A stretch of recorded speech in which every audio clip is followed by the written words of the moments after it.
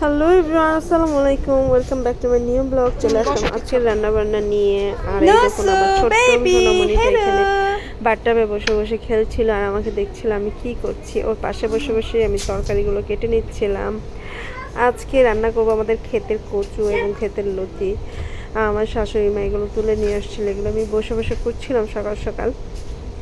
আজকে তেমন একটা কাজের প্যারা ছিল না, তাই আস্তে আস্তে কাজকর্মগুলো করে নিচ্ছিলাম। এই তো রান্না বসিয়ে দিয়েছি।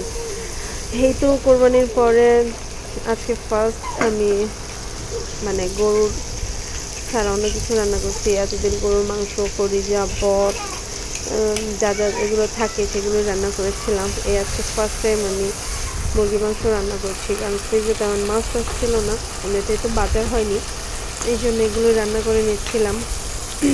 আর ভর্তা ভাজি দিয়ে যে একদিন চালাবো সেটা তো হয় না, কারণ বাচ্চারা ওগুলো দিয়ে ভাত খেতে পারে না, যার জন্য ওদের জন্য কোনো না কোনোভাবে মুরগি মাংস অথবা ডিম এগুলো করতেই হয়।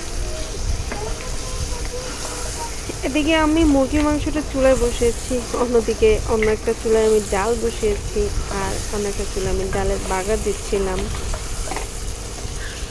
আসলে একটার পর একটা রান্না করলে দেখা যায় অনেক সময় লাগে, যেহেতু আমার ছোটো বাচ্চা, আমার সময় মেনটেন করে কাজ করতে হয়,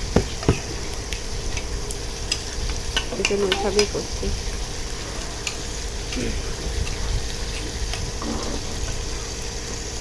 আসলে প্রত্যেকটা মায়েরাই বাচ্চাদেরকে সামলিয়ে নিজের ঘরে রান্নাবান্না করে নিজের জন্য ওইভাবে সময় পায় না। আসলে তাদের সময়টা তারা বের করতেও চায় না।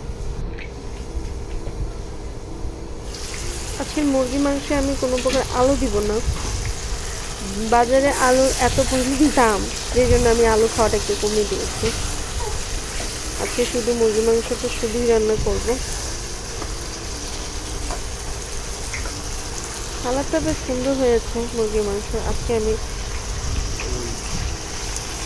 মুরগির মাংসটা একটু ঝালঝাল করে রান্না করছিলাম। আসলে এই কালারটা হওয়ার পিছনে আমি একটু টমেটো পিউরিটা দিয়েছিলাম, যার জন্য কালারটা এরকম হয়েছে।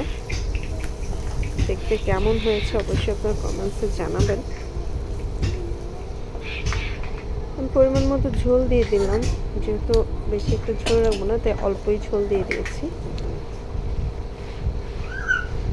এদিকে কচু কাটতে কাটতে আমার বেবিটা একদম কান্না করছিল, যে কচু কাটছি, এখন তো আমার বেবিটাকে ধরা যাবে না। আমার বাচ্চাটা অনেক কান্না করছিল, আমার বড় মেয়েটা খুলে রেখেছে, তারপরও কান্না করছে। আমি কচু কাটার ফাঁকে ফাঁকে তরকারিটা দেখে যাচ্ছি, অ্যাপ ভিডিও করছি। আচ্ছা, যারা যারা এই ফেসবুক প্ল্যাটফর্মে কাজ করে তারা আসলে অনেক কষ্ট করে। কোনো কাজই আসলে মানে সহজ না, সব কাজই কষ্ট আছে, সেটা ফেসবুকে হোক